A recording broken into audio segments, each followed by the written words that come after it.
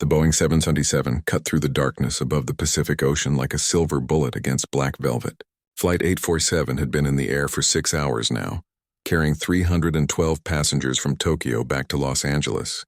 Most people were sleeping in their seats with thin airline blankets pulled up to their chins. The cabin lights were dimmed to help everyone rest during the long night flight. Lisa Martinez sat in seat 12F by the window. She looked like any other tired traveler heading home after a business trip. Her brown hair was pulled back in a simple ponytail and she wore dark jeans with a plain blue sweater. A paperback mystery novel lay open in her lap, but she had been staring out at the endless ocean for the past hour. The moon cast a pale glow on the water far below. Captain Doug Harrison stretched in his seat and checked the flight instruments one more time. Everything looked normal. The autopilot was doing its job and they were making good time. His coffee had gone cold in the cup holder, but he was too comfortable to get up and make a fresh one. Next to him, First Officer Kate Sullivan was updating their flight log with neat handwriting. "Weather looks clear all the way to LAX, Kate said, without looking up from her paperwork. "Should be a smooth landing in about 4 more hours." Doug nodded and yawned. "Good. I hate it when we hit turbulence on these red-eye flights. Wakes everyone up and then they complain about not getting any sleep." In the back of the plane, flight attendant Maria Santos was doing her final walk through the cabin. She checked on passengers who might need extra blankets or pillows. Most people were fast asleep. A few were reading books or watching movies on their phones with headphones on. The businessman in 8A was still typing on his laptop, probably working on some important report. Lisa Martinez appeared to be reading her book, but her eyes kept moving to the window. She had flown this route many times before, but tonight felt different somehow. There was a tension in her shoulders that had nothing to do with the cramped airplane seat. She turned a page in her book without really reading the words. The flight attendants gathered in the galley to quietly discuss their plans for the meal service that would come in 2 hours. They spoke in whispers so they would not wake the sleeping passengers. Everything was routine and peaceful. The plane's engines hummed with their steady, reliable sound. In seat 23C, an elderly man named Bob Turner was dreaming about his grandchildren back in California. His wife Helen slept next to him with her head on his shoulder. They had spent 2 weeks in Japan visiting temples and gardens. Now they were both ready to be home in their own bed. A young mother named Amy Clark tried to keep her toddler son quiet in seat 15B. The little boy wanted to run around, but there was no space on the crowded plane. She gave him some crackers and a juice box to keep him happy. Other passengers smiled at them with understanding looks. Everyone knew how hard it was to travel with small children. Doug Harrison looked at his watch and did some quick math in his head. They should be over the middle of the Pacific Ocean right now, nowhere near any other aircraft or shipping lanes. It was one of the loneliest places on Earth, just endless water in every direction for thousands of miles. Kate Sullivan received a routine radio check from air traffic control. She responded with their current position and altitude. Everything was exactly where it should be. The navigation computers showed they were right on course and on schedule. The fuel levels were normal and all systems were working perfectly. Lisa Martinez closed her book and placed it in the seat pocket in front of her. She reached up and turned off her reading light. Then she leaned back and closed her eyes, but she was not really trying to sleep. Her mind was somewhere else, thinking about things that most people would never have to worry about, strange things that happened in places that did not exist on any official maps. The plane flew on through the night sky. Below them, the dark ocean stretched to the horizon in every direction. Above them, millions of stars shone in the clear sky. It was peaceful and quiet except for the steady sound of the jet engines. Everyone felt safe and secure inside the metal tube flying through space 35,000 feet above the Earth. Doug checked the weather radar one more time. There were no storms ahead of them. No turbulence was expected. The jet stream was helping push them along at a good speed. It would be an easy flight all the way to Los Angeles. He had flown this route hundreds of times and it was always the same. Boring and routine, which was exactly how airline pilots liked it. Maria Santos dimmed the cabin lights even more. Most passengers were sleeping now. A few people had their overhead reading lights on, but even they looked drowsy. The plane felt like a quiet bedroom floating through the sky. She checked her watch and noted that it would be time for the breakfast service in about 3 hours. Lisa Martinez opened her eyes and looked out the window again. The moon was higher in the sky now, casting silver light on the wing of the airplane. Everything looked normal and peaceful, but deep in her mind, she felt something that made her pay attention to every small sound and movement around her, something that told her this routine flight might not stay routine much longer. The Boeing 777 continued its steady path across the Pacific Ocean. In a few more hours, the sun would start to rise behind them and people would begin to wake up. The flight attendants would serve breakfast and coffee. Passengers would stretch and complain about stiff necks from sleeping in airplane seats. Then they would start their descent into Los Angeles, where families and friends would be waiting at the airport. But for now, everything was quiet and peaceful. Just another routine red-eye flight carrying tired people home across the vast empty ocean. Nobody suspected that their ordinary journey was about to become something that would change their lives forever. The first sign that something was wrong came as a shadow that moved across the cabin windows. Lisa Martinez felt the change before she saw it. The hair on the back of her neck stood up and her muscles tensed. She turned toward the window just as a massive gray shape slid past in the darkness. "What the hell was that?" Captain Doug Harrison said in the cockpit as he saw the same shadow cross in front of them. He grabbed the radio microphone with one hand and reached for the flight controls with the other. The autopilot was still engaged, keeping them on their steady course, but something was definitely out there. Kate Sullivan pressed her face to the cockpit window and looked up. "Doug, you need to see this," she said in a voice that was trying hard to stay calm. "We have company."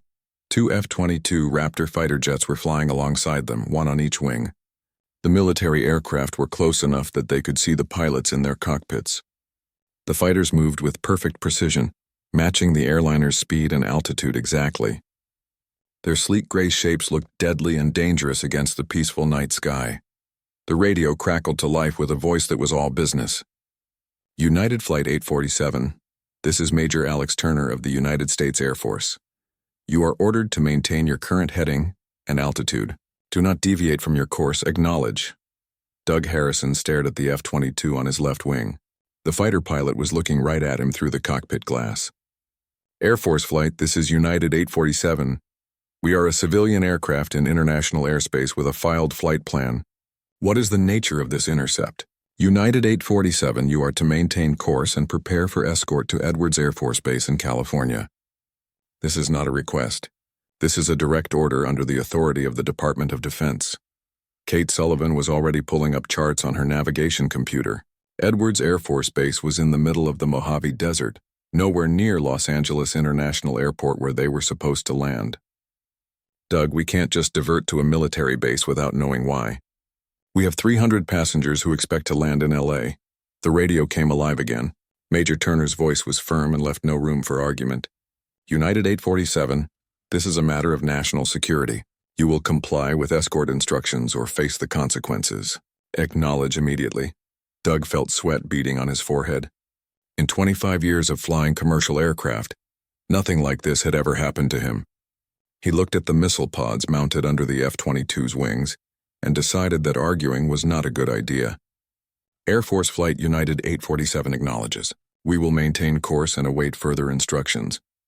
In the cabin, passengers were starting to wake up and notice the fighter jets outside their windows. A woman in seat 8B screamed when she saw the F-22 and pointed with a shaking finger. Within seconds, people all over the plane were looking out the windows and talking in frightened voices. "Ladies and gentlemen, this is your captain speaking," Doug announced over the intercom, trying to sound calm and in control. "We are currently being escorted by military aircraft for reasons we do not yet understand. Please remain in your seats and keep your seatbelts fastened. We will provide more information as soon as we have it." The announcement did not make anyone feel better. Parents pulled their children closer. Business travelers put away their laptops and phones, suddenly realizing they might be in serious trouble. The elderly couple in row 23 held hands and prayed quietly. Lisa Martinez remained perfectly still in her seat. While everyone else was looking out the windows at the fighter jets, she was staring straight ahead at the seat in front of her. Her breathing was slow and controlled. Her hands rested calmly in her lap. She looked like the only person on the plane who was not surprised by what was happening. Maria Santos and the other flight attendants were trying to keep the passengers calm, but it was not working very well. People had a lot of questions and the crew had no answers. Some passengers demanded to know why their flight was being intercepted by military jets.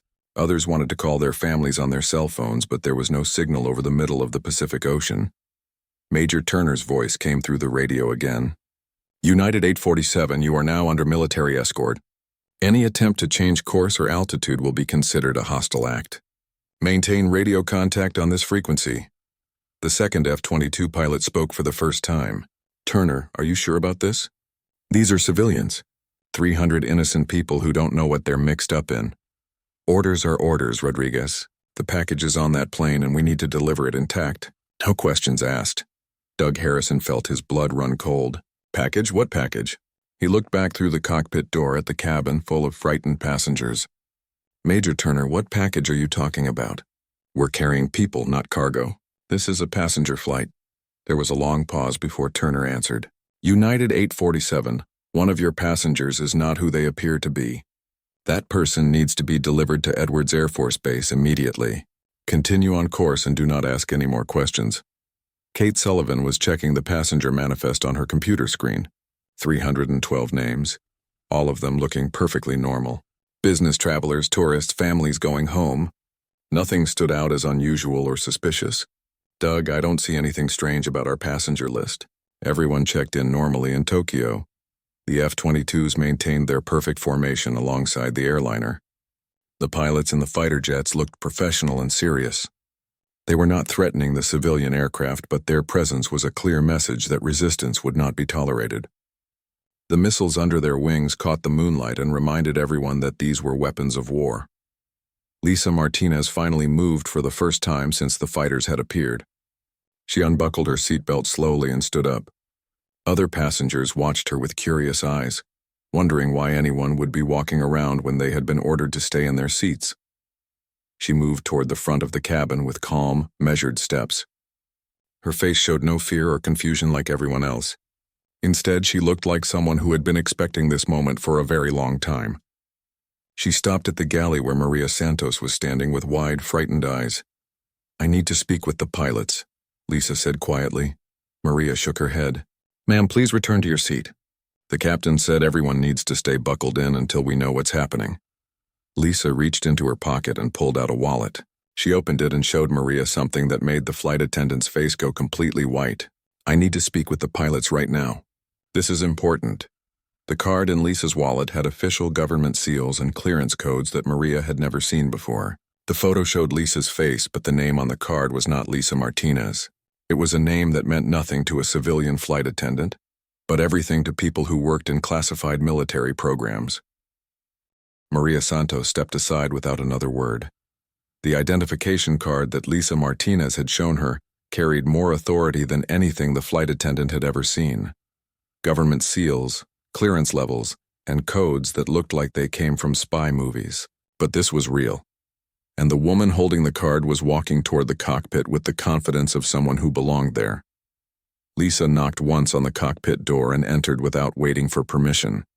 Captain Doug Harrison and First Officer Kate Sullivan turned around, expecting to see a frightened passenger with questions they could not answer. Instead, they saw a calm woman who looked like she understood exactly what was happening. Captain, I need to use your radio, Lisa said. Her voice was steady and professional, completely different from the casual tone she had used when ordering coffee earlier in the flight. Doug looked confused. Ma'am, I'm sorry, but passengers cannot use aircraft communications. We're in the middle of a serious situation here, and I need you to return to your seat. Lisa placed her identification on the instrument panel between the two pilots. Both of them leaned forward to read it, and their expressions changed completely. The card showed clearances that were higher than anything either pilot had ever seen, even during their military service years before joining the airline. My real name is Lieutenant Colonel Rachel Stone, Lisa said quietly, and I need to talk to those F-22 pilots right now. Kate Sullivan's hands were shaking as she handed the card back. Colonel, what is this about? Why are we being intercepted? I can't explain everything, but those jets are here because of me. The pilots don't know who I am yet, but they're about to find out. Rachel took the radio microphone from Doug's trembling fingers.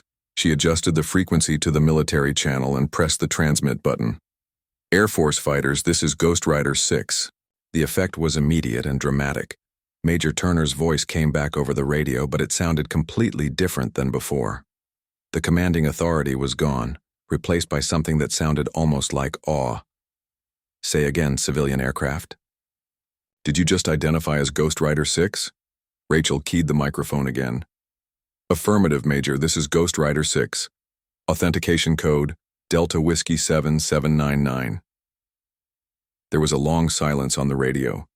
In the F-22 cockpits, both pilots were checking reference books and calling back to their command center. Ghost Rider 6 was a call sign that appeared in classified files that most military personnel would never see. It belonged to a pilot who was supposed to be dead. Ghost Rider 6, this is Major Alex Turner. Please confirm your identity with full authentication. Rachel looked out the cockpit window at the F-22 on their left wing. She could see Major Turner in his pilot's seat, holding his radio and staring at the airliner with wide eyes behind his helmet visor. Major Turner, Ghost Rider 6. Serial number 774, Alpha Bravo Charlie. Clearance level Cosmic. Project Nightfall. She paused and looked directly at the fighter pilot through both layers of cockpit glass. Tell your command that the bridge builder is coming home. The radio exploded with activity. Multiple voices were talking at once as air traffic controllers, military commanders, and intelligence officers all tried to confirm what they had just heard. Ghost Rider 6 was a legend in certain circles, a pilot who had disappeared 5 years ago during a classified test flight that officially never happened. Major Turner's voice came back, and now it carried a respect that bordered on reverence. Ghost Rider 6, we are honored to escort you. Please maintain course to Edwards Air Force Base. Priority clearance has been granted for immediate landing. The second F-22 pilot, Rodriguez, came on the radio. Ma'am, is it really you? We heard stories during flight training, but everyone said Ghost Rider 6 was just a myth. Rachel smiled for the first time since the fighters had appeared. Not a myth, Lieutenant. Just very good at staying hidden. She looked at the stunned faces of Captain Harrison and First Officer Sullivan. Gentlemen, I apologize for the confusion. This intercept is not about your aircraft or your passengers. It's about getting me where I need to be as quickly as possible. Doug Harrison found his voice. Colonel Stone, what exactly is Ghost Rider 6? What kind of pilot are you? The kind that flies things that don't officially exist, Rachel answered. The kind that goes places where normal aircraft can't go, and the kind that sometimes has to disappear completely to keep certain secrets safe. Kate Sullivan was reading the flight manual section about military intercepts. Colonel, the F-22 pilot said something about a package. They were looking for you specifically, weren't they? Rachel nodded. I've been living under deep cover for 5 years. New identity, new life, ordinary job. But sometimes the old life comes calling, and when it does, there's usually a very good reason. She keyed the radio again. Major Turner, what's the nature of the recall? Why am I being brought back now? Turner's response was careful and coded, but Rachel understood immediately. Ghost Rider 6, we have visitors in the upper atmosphere. 3 objects holding position at Angels 70. They're not responding to standard communications, but they're sending a repeating message asking for the one who speaks our language. Rachel closed her eyes and took a deep breath. She had been expecting this day for 5 years, ever since her last official flight had ended with an encounter that changed everything she thought she knew about humanity's place in the universe. Understood, Major. ETA to Edwards? 2 hours and 15 minutes at current speed, ma'am. Rachel handed the microphone back to Captain Harrison. Captain, I need to make an announcement to your passengers. They deserve to know that they're not in any danger, and they're about to be part of something historic. Doug nodded, still trying to process everything he had just heard. Colonel, are those visitors what I think they are? If you're thinking they're not from around here, then yes. Rachel moved to the passenger address system. Ladies and gentlemen, this is Lieutenant Colonel Rachel Stone speaking. I know you're all frightened and confused, but I want you to know that this aircraft and everyone on board is completely safe. Her voice carried throughout the cabin, calm and authoritative. Passengers who had been talking in worried whispers fell silent to listen. The military escort you see outside our windows is not here to arrest anyone or cause harm. They're here to transport me to a location where I'm needed for a matter of national security. In 2 hours, we will land at Edwards Air Force Base in California instead of Los Angeles. Transportation will be provided to get you to your final destinations." She paused, looking out at the endless ocean below them. "What I'm about to tell you will sound impossible. But in a few hours, you'll understand why this night will be remembered as one of the most important in human history. You are all witnesses to something that will change our world forever." The F-22s maintained their escort positions, but now they seemed less like captors and more like honor guards. Ghost Rider 6 was coming out of retirement, and the universe was about to become a much more interesting place. 5 years ago, Lieutenant Colonel Rachel Stone had been the best test pilot in the United States Air Force. She flew experimental aircraft that pushed the boundaries of human engineering and physics. Her official record showed flights in jets that could reach Mach 6 in altitudes where the sky turned black and the curve of the Earth became visible below. But her most important flight never appeared in any official record. It happened on a clear morning in October over the Nevada desert, in an aircraft that was so classified that only 12 people in the entire government knew it existed. The plane was called the Aurora, though that name appeared nowhere in any documentation. Rachel remembered every detail of that morning. She had taken off from Groom Lake at dawn, climbing to 90,000 feet in less than 4 minutes. The Aurora was not just fast, it was revolutionary. Its engines used technology that human scientists were still trying to understand, based on materials recovered from a crash site in New Mexico decades earlier. At 90,000 feet, something appeared on her radar that should not have been there. 3 objects, each about the size of a school bus, moving in formation at impossible speeds. They had appeared from nowhere, without any trace on ground-based tracking systems. Rachel's first thought was that they were enemy aircraft, though no country on Earth had the technology to fly at that altitude and speed. The objects moved closer to her aircraft with fluid grace that defied everything Rachel knew about aerodynamics. They had no visible engines, no wings, no control surfaces. They were smooth and dark, like drops of liquid metal floating in the thin atmosphere. As they approached, her radio began picking up signals that were not quite random, but not quite recognizable either. Rachel tried to contact her ground control team, but her radio was filled with static. The objects were doing something to her communications, though not in a hostile way. It felt more like they were trying to tune into her frequency, to find a way to make contact. She made a decision that would haunt her dreams and change her life forever. Instead of running, she flew toward them. The lead object opened like a flower, revealing an interior that glowed with soft blue light.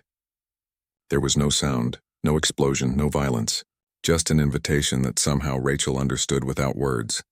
She felt her aircraft being drawn gently inside, as if by invisible hands that were impossibly careful and precise.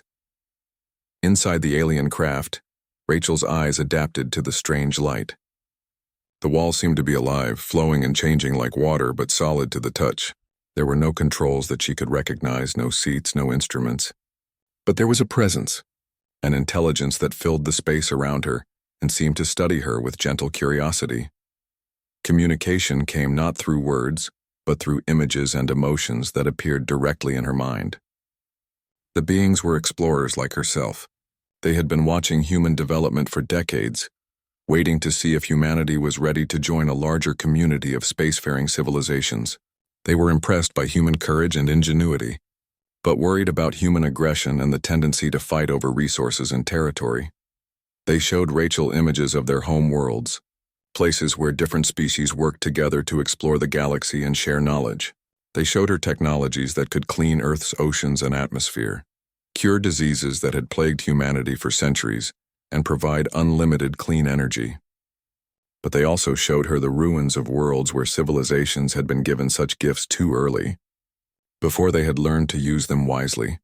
The encounter lasted only minutes in real time, but felt like hours to Rachel.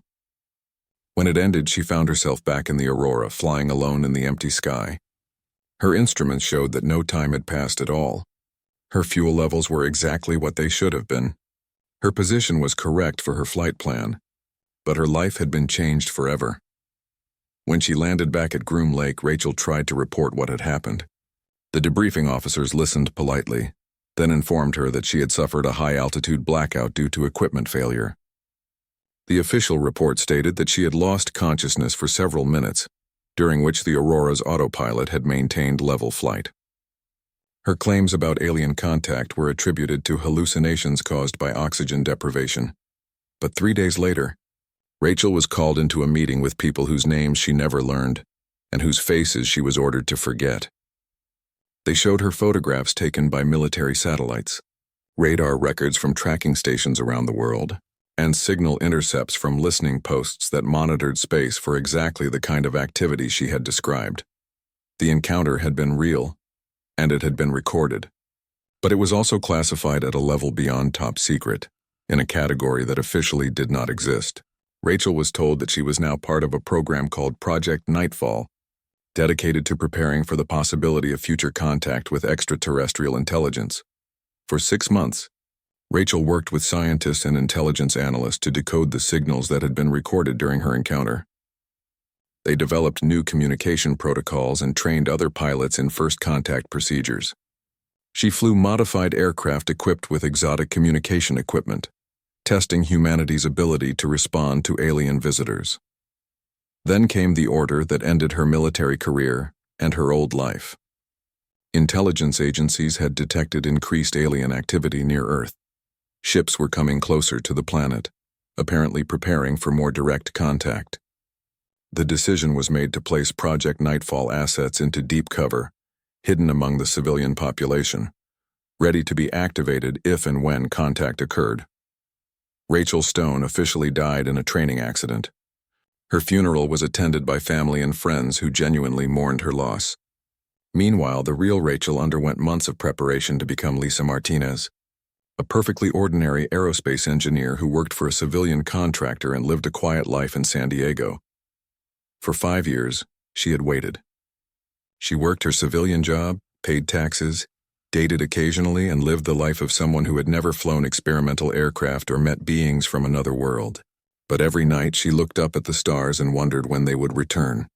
Now, 35,000 feet above the Pacific Ocean with F-22 fighters escorting her toward Edwards Air Force Base, Rachel knew the waiting was over. The aliens had returned, and they were asking for her by name, not by her current identity as Lisa Martinez, but by her role as a bridge between two worlds. Captain Harrison and First Officer Sullivan sat in stunned silence as Rachel finished explaining her real identity. The story was so incredible that it should have been impossible to believe, but the military escort outside their windows and the authentication codes she had provided made it undeniably real. "Colonel," Kate Sullivan said quietly, "what do they want? The aliens, I mean. Why are they coming back now?" Rachel looked out at the F-22 on their wing, where Major Turner was maintaining perfect formation. "I think they want to know if we're ready. 5 years ago they were just observing. Now they're here to make a decision about humanity's future, and somehow I'm the key to that decision." The Pentagon had been tracking the objects since they first appeared on Deep Space Monitoring Station 72 hours earlier. 3 craft, each roughly 200 meters long, had entered Earth's solar system at speeds that defied current human understanding of physics. They decelerated smoothly as they approached, settling into a stable orbit just beyond the Moon's path around Earth.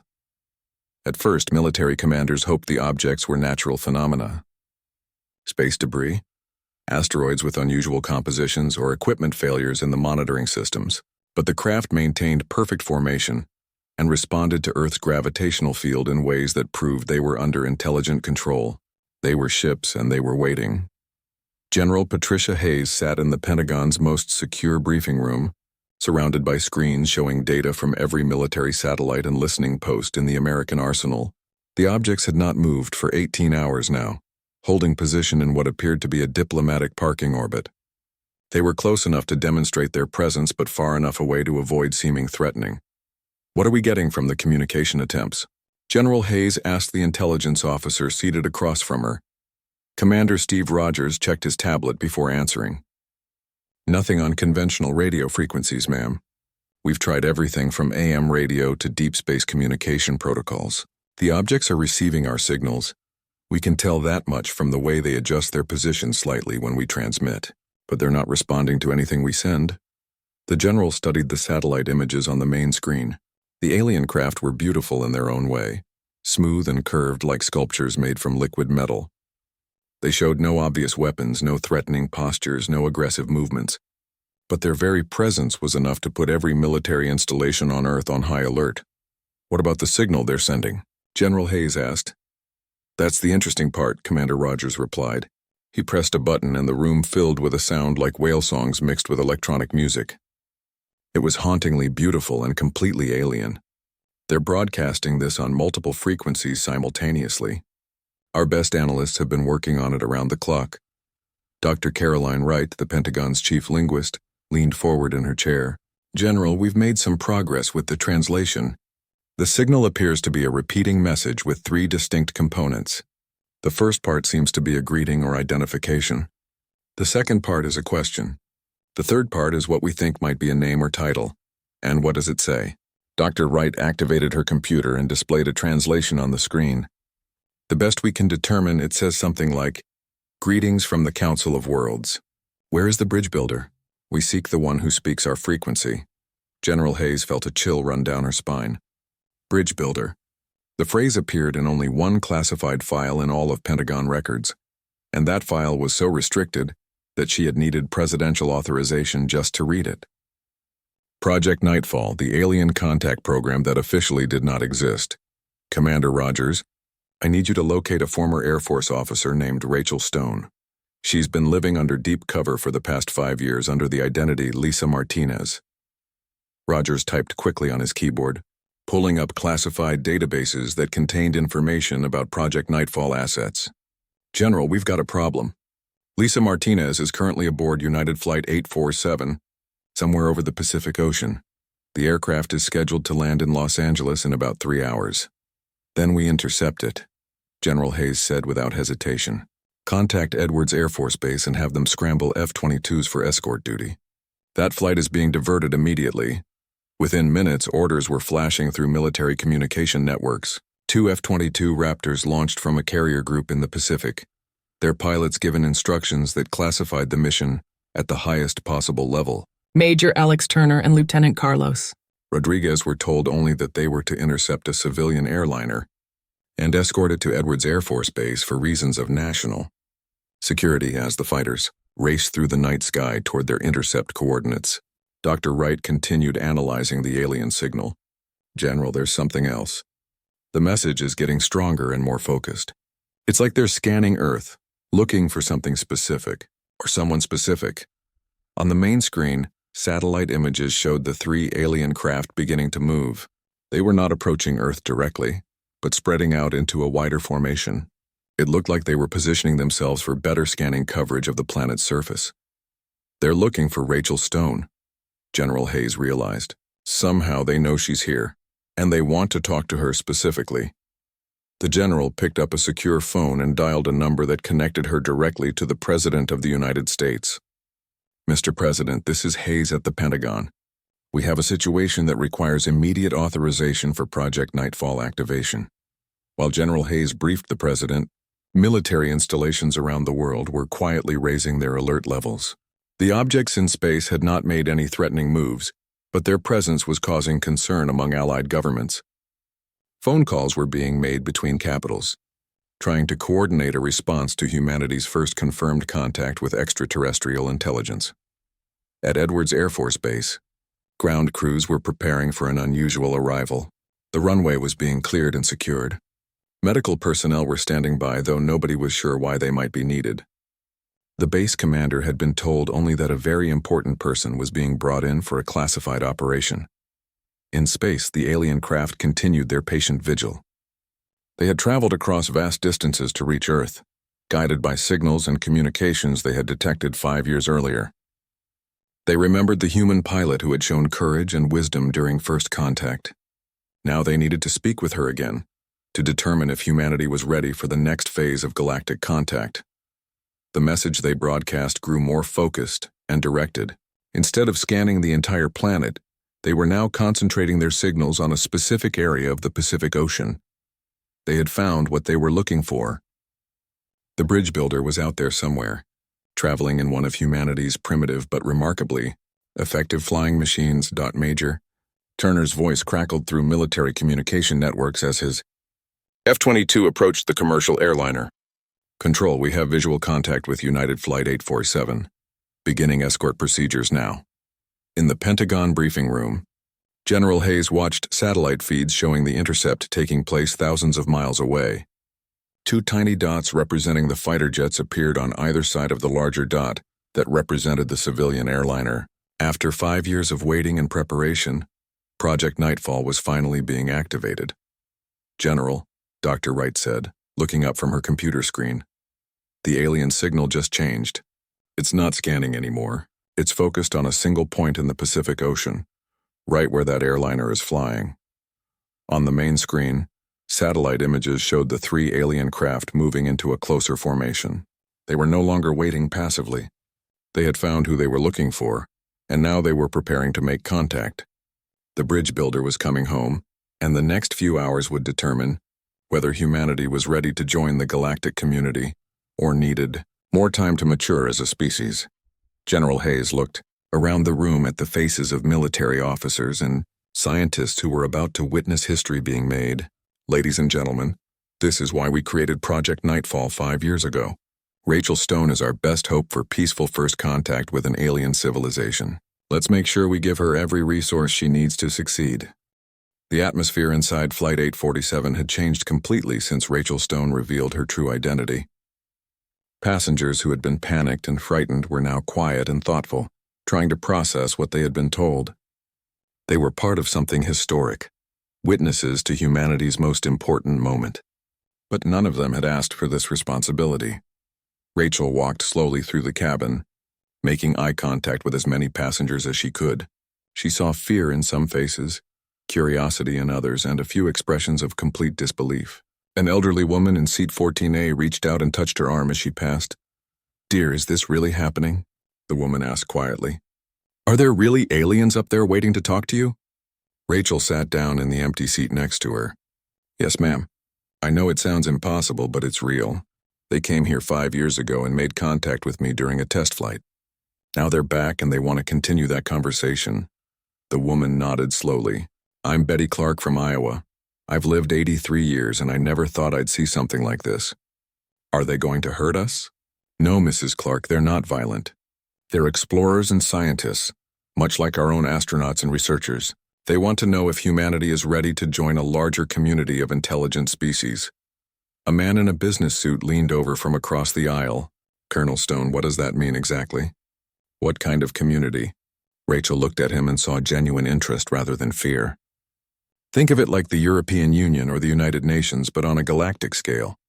Different civilizations working together, sharing knowledge and resources, exploring the universe as partners instead of competitors." "And what if they decide we're not ready?" asked a young woman holding a baby. That was the question Rachel had been dreading. "Then they'll leave and check back with us in another 50 or 100 years. Humanity will continue developing on its own, but we'll miss out on technologies and knowledge that could solve many of our problems." Captain Harrison's voice came over the intercom. "Ladies and gentlemen, we are now beginning our approach to Edwards Air Force Base. Please return to your seats and prepare for landing. Colonel Stone, you're needed in the cockpit." Rachel made her way back to the front of the plane, stopping to speak with other passengers along the way. A teenager asked if the aliens looked like humans. A businessman wanted to know if they were here to trade or establish diplomatic relations. A mother wondered if this would make Earth safer or more dangerous for her children. Each question reminded Rachel of the enormous responsibility she carried. These weren't just curious passengers anymore. They were representatives of humanity, ordinary people who would help determine how the world reacted to confirmed alien contact. Their responses and attitudes would be studied and analyzed by government officials and historians for decades to come. In the cockpit, she found Captain Harrison and First Officer Sullivan monitoring their approach to Edwards Air Force Base. The F-22 escorts were still in perfect formation, and radio chatter indicated that the military base was ready for their arrival. "Colonel," Captain Harrison said, "we're getting reports that the objects in space have moved closer to Earth. They're now in high orbit, about 2,000 miles up. Still not threatening, but definitely paying attention to what we're doing down here." Rachel looked out the cockpit window at the desert landscape below. Edwards Air Force Base was a sprawling complex of runways and hangars where America's most advanced aircraft were tested. She had flown from this base many times during her military career, but never under circumstances like these. "Major Turner, this is Ghost Rider 6, she said into the radio microphone. "What's the situation on the ground?" Turner's voice came back immediately. "Colonel, we have full priority clearance. Medical teams, intelligence officers, and technical specialists are all standing by. There's also a direct communication link to the Pentagon and the White House. Everyone's waiting for your assessment of the situation." The weight of that responsibility settled on Rachel's shoulders like a heavy blanket. Presidents, generals, and intelligence officials were waiting for her to tell them how to handle humanity's first official contact with an alien civilization. The decisions she made in the next few hours could affect the future of the entire human race. "Major, are the objects still broadcasting their message?" "Affirmative, Colonel. But the signal has changed since you identified yourself. Instead of asking for the bridge builder, they're now transmitting what our analysts think might be coordinates and a request for direct communication." Rachel closed her eyes and tried to remember everything she could from her encounter 5 years earlier. The aliens had been patient then, careful not to frighten or overwhelm her. They had shown her wonders and possibilities, but also warnings about civilizations that had received advanced technology before they were ready to use it responsibly. "Major Turner, I need you to relay a message to your command. Tell them that direct communication should be attempted only by personnel who have been briefed on Project Nightfall protocols. These beings are not hostile, but they are very advanced and they judge species based on wisdom rather than military strength." The runway at Edwards Air Force Base appeared ahead of them, surrounded by military vehicles and personnel. Rachel could see that extraordinary security measures were in place.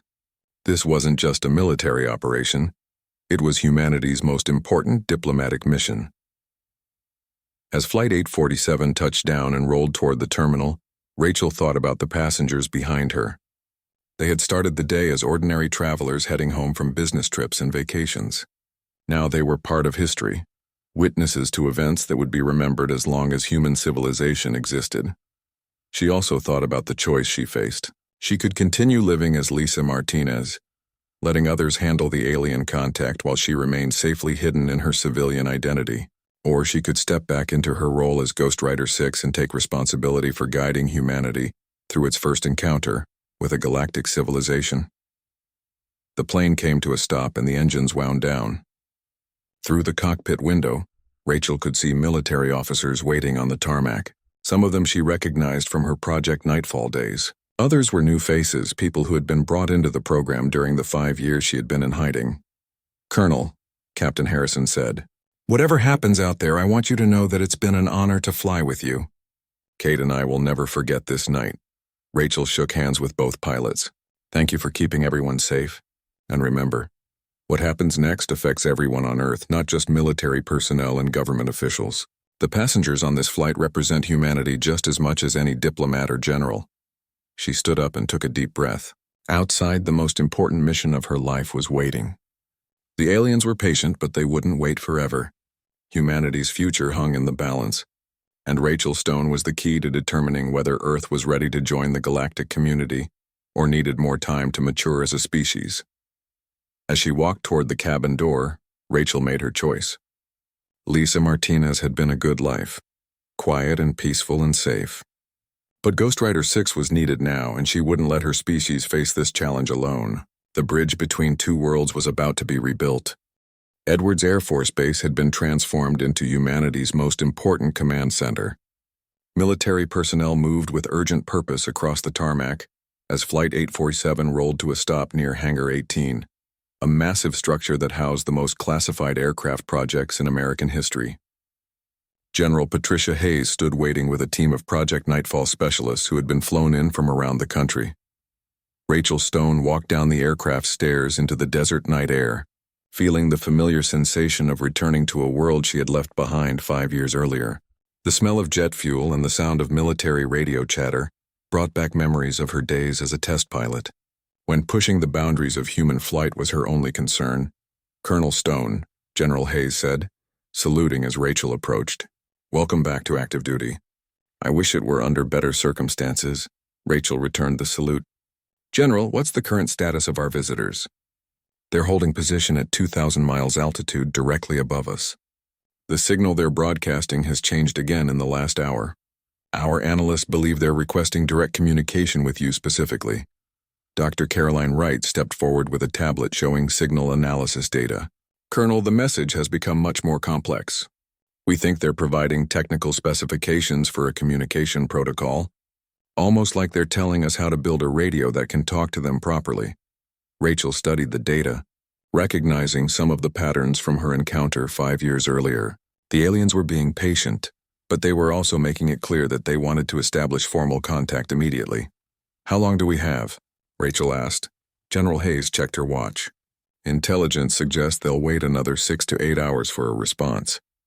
After that, we think they'll either attempt contact through other means or conclude that humanity isn't ready and leave. The weight of that timeline pressed down on Rachel's shoulders. 8 hours to determine the future of human civilization. She looked back at Flight 847, where passengers were being escorted to a secure debriefing area. These ordinary people had become part of the most extraordinary event in human history, and their reactions would help determine how the world responded to confirmed alien contact. General, I need to see the modified F-22 that was prepared for this mission. They walked into Hangar 18, where Rachel saw an aircraft that looked familiar, but had been extensively modified.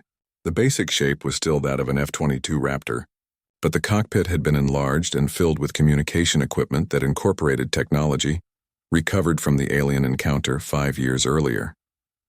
This is Angel 1, General Hayes explained. We built it using data from your original contact report. The communication array should allow direct interface with alien technology, assuming they're using the same protocols as before.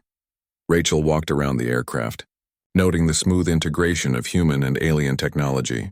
The modifications looked almost organic, as if they had grown into place rather than being installed by human engineers. She recognized the design patterns from inside the alien craft she had visited years earlier. Who's been working on this project? Dr. Sarah Kim, a scientist from the Project Nightfall team, stepped forward. Colonel, we've had a team of 50 specialists working on this aircraft for 3 years. The technology is partially based on materials recovered from various crash sites, but mostly on the communication protocols you helped us develop after your original encounter. Rachel climbed into the cockpit and immediately felt at home. The controls were familiar F-22 systems, but the communication array was something else entirely. Displays showed frequencies and signal patterns that human science was only beginning to understand. Colonel, General Hayes said from below, we need you to know that this mission carries significant risks. The communication system has been tested extensively, but never with actual alien contact. We don't know how they might react to direct human contact after 5 years. Rachel looked out at the desert sky where 3 alien craft waited patiently for humanity to demonstrate its readiness for galactic contact. General, the bigger risk is doing nothing. They came here specifically to talk to me. If we don't respond, we might not get another chance for decades or centuries. She began running through the pre-flight checklist, her hands moving automatically through procedures she had practiced thousands of times. But this flight would be different from any she had ever attempted. Instead of testing the limits of human technology, she would be attempting to bridge the gap between 2 civilizations. Angel 1 to Edward's control, she said into her helmet microphone as the engines spooled up, requesting clearance for immediate takeoff. Angel 1, you are cleared for takeoff. Godspeed, Ghost Rider 6. The modified F-22 lifted off into the night sky with smooth power that reminded Rachel why she had chosen to become a test pilot. But as she climbed toward the upper atmosphere, her mission briefing scrolled across her cockpit displays, reminding her that she wasn't just flying an experimental aircraft anymore. At 60,000 feet, she activated the alien communication array. Immediately, her cockpit filled with the same musical signal that had been broadcast from the ships in orbit. But now it was clear and detailed, no longer filtered through human radio equipment. Greetings, Bridge Builder, came a voice that spoke directly into her mind, just as it had 5 years earlier. We have been waiting for your return. Rachel felt the familiar sense of connection that she had experienced during her first alien encounter. I'm here. What do you need to tell us? Images flowed into her consciousness, showing her views of Earth from space and detailed analyses of human civilization over the past 5 years. The aliens had been watching humanity's progress, noting advances in technology, changes in international relations, and responses to global challenges like climate change and poverty. Your species shows great potential, the alien voice continued, but we must determine if you are ready to join the galactic community without causing harm to yourselves or others. What kind of test are you proposing? The answer came not in words, but in a series of scenarios that appeared in Rachel's mind.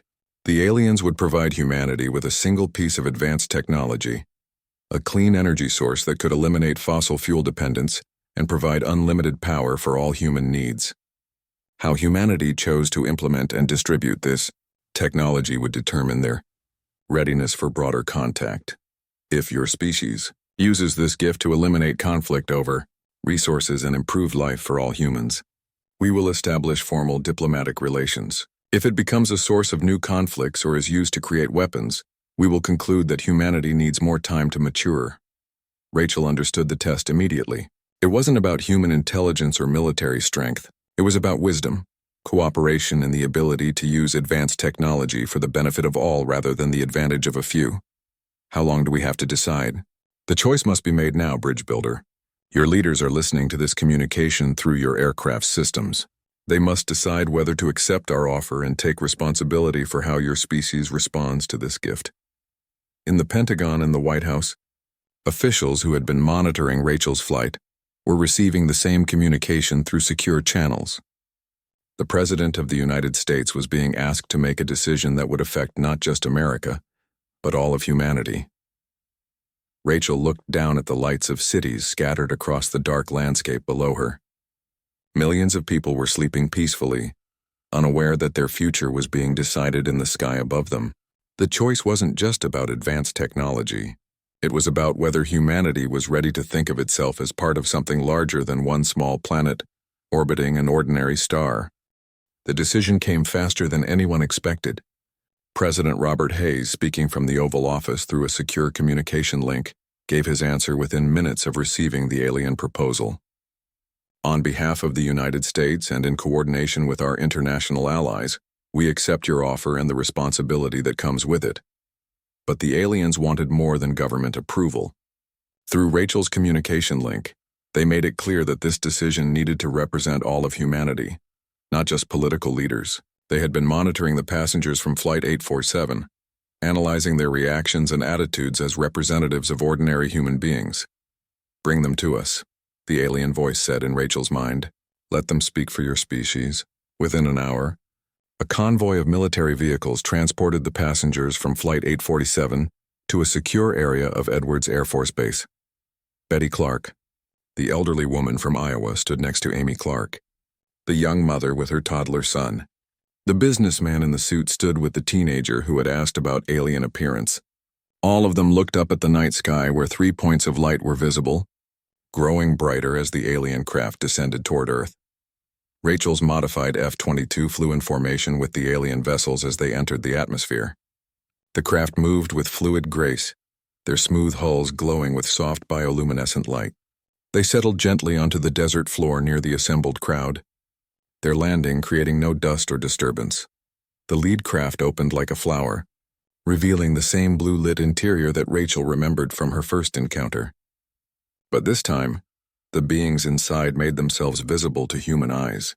They were tall and graceful, with features that suggested both intelligence and kindness.